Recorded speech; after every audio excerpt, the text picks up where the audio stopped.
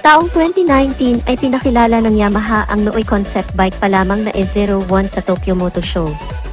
Pagkaraan lamang ng 3 taon na pag-aaral at pagsusuri sa motorsiklong ito, ay formal na ngayong inanunsyo ang electric scooter na ito. Matagumpay na naisakatuparan at natapos ng mga mechanical at electrical engineers ng Japan. Ito ang Yamaha E01. Una nating talakayin ang kanyang electronic engine performance. Meron itong rated power na 4.9 kWh na katumbas ng isang 125 cubic centimeter engine displacement. Ang kagandahan nito ay equipped ito ng brushless motor. Ang advantage nito, hindi na ito gumagamit ng carbon para mapaandar ang motorsiklo, kaya mahaba ang lifespan nito at mas reliable. Nakakapag-generate naman ito ng maximum power of 11 horsepower at 5,000 revolution per minute.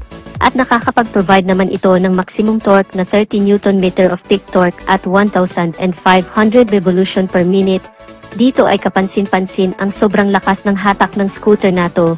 Biruin mo ba naman na meron itong 30 Nm of torque na katumbas ng 300 to 400 cc na big bike, kaya wala ka nang dapat ipangamba sa ahunan at babaan. Mayroon itong 3 riding modes. Una ay ang Eco, ang economical mode, na kung saan ay makikita mo sa dashboard na nakailaw. Ang ibig sabihin ay nasa pinakamatipid ka na pagkonsumo ng battery para mas mapahaba pa ang riding distance ng motorsiklo. Tinatawag itong lower speed RPM na aabot ang electric scooter ng around 104 kilometers. Pangalawa ay ang STD. Ang standard mode naman ay ang kalagitnaan ng lakas at bilis na kung tawagin ay mid-speed RPM. Tumatakbo naman ito ng 60 km per hour. At ito ay umaabot ng around 100 km na layo. Pangatlo ay ang PWD. Ang power mode naman ay tinatawag na high speed RPM o sa madaling salita ay full throttle, at ang bilis nito ay umaabot ng 100 km per hour at mayroon naman ito riding distance na approximately 70 km away. Proceed na tayo sa kanyang body dimension. Ang Yamaha E01 ay may habang 1,960 mm, may lapad na 8,010 mm, may taas na 1,190 mm, at may wheelbase naman na 1,350 mm, ground clearance na 135 mm, at may seat height naman na 765 mm. So ang kanyang overall body size ay halos magkasing laki lang ng Inmax 155. Anyway, itong electric scooter na to na E01 ay ang electronic scooter version ng Yamaha Inmax 155. Kaya kung mapapansin nyo, mayroon silang pagkakahawig sa Yamaha Inmax 155 regarding sa physical appearance at design. When it comes naman sa kanyang body frame, ito ay naka-double steel cradle type. Ang kagandahan naman ito ay may 2 tubo na nakasuporta na kung saan ay naka-install ang electronic engine at battery, at ito ay mas matibay, mas stable na nakakapagbigay ng outstanding balance ng motorsiklo sa kahit anong riding style. Punta naman tayo sa kanyang suspension. Sa harapan ay naka-telescopic fork, sa likuran ay naka-dual shock absorber na may swed swing arm, at ito ay equipped ng CF aluminum diecast na karaniwang ginagamit sa sports bike ng Yamaha. Kaya napakatibay nito, at ang kagandahan din sa Yamaha E01 ay meron itong 3 ways of charging capability. Una, pwede itong fast charging, kaya nitong ma-full charge from 0 to 90% sa loob lamang ng 1 oras. Pangalawa, gamit ang regular charger, kaya nitong ma-full charge sa loob lamang ng 5 oras. Pangatlo ay portable charger.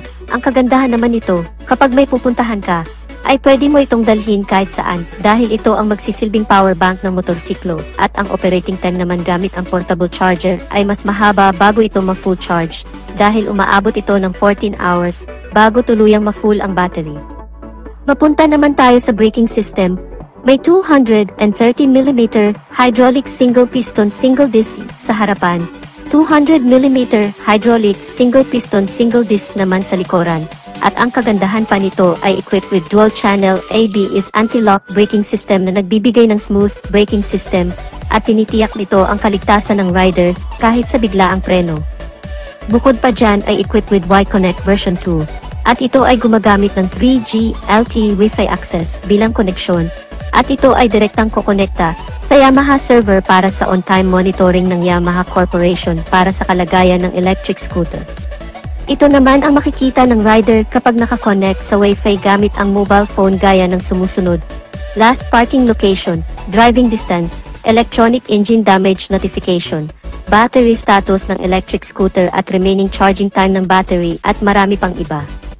Pag-usapan naman natin ang sukat ng kanyang gulong. May 110/70-13 sa harap, 130/70-13 naman sa likod, all tubeless. Equipped rin ng TCS o traction control system ang motor nato na siyang nagpapanatili ng stable na pagtakbo ng motorsiklo. Pagdating sa cornering sa madudulas na kalsada ay very safe ito, dahil itinutugma nito ang pag-ikot ng mga wheels na naaayon sa bilis ng takbo ng motorsiklo, para maiwasan ang pag-overlaps ng mga gulong nito. Talagang nakakamangha ang electric scooter nato, dahil lahat na ng magagandang features ay nandirito na, kaya sulit talaga ang Yamaha E01. Pagdating naman sa starting system, ito ay naka-electric start. Mayroon naman itong 23 liters of underseat compartment na nakadesign para sa kanyang portable charger, para sa long ride situation, at kung mamamalingki ka naman ay pwede mo na tong iwanan sa bahay. Meron na rin itong built-in USB charging port sa harapan na kung saan ay pwede mong i-charge ang iba't ibang klase ng gadgets gaya ng cellphone. Pagdating naman ng additional safety features, ang electric scooter na ito ay equipped with smart keyless system na kung saan ay remote na lang ang ginagamit upang i-operate, kaya very safe laban sa magnanakaw at komportable kang hindi mananakaw. Ang kagandahan pa nito, ito ay equipped with belt drive transmission na nakakapagbigay ng less noise at smooth riding conditions. Pagdating naman sa instrument panel, ay naka-fully digital dashboard, at dito ay makikita mo lahat ng importanteng impormasyon gaya ng trip meter, tachometer, odometer, TCS, clock at marami pang iba. Ang electric scooter nato ay may top speed na 100 km/h, at may kabuang bigat naman ito na 158 kilograms. At ang panghuli, ang price tag ng bagong Yamaha E01 ay nagkakahalaga around 175,000 pesos, converted na sa Philippine money. Take note, ito ay base lamang sa conversion at pwede pa itong tumaas o bumaba, depende sa value-added tax na idadagdag o ibabawas. So ano ang masasabi niyo sa bagong E01 na electric scooter ni Yamaha? Comment your thoughts in the comment section down below. So dito na natin tatapusin ang ating video mga kamoto. Kung bago ka pa lang sa channel ko, at hanap mo ay mga ganitong video content, ay mag-subscribe ka na sa aking channel. Hit mo na rin ang notification bell icon para lagi kang updated sa aking mga videos. Paki-follow na rin ang ating Facebook page. Maraming salamat at ride safe!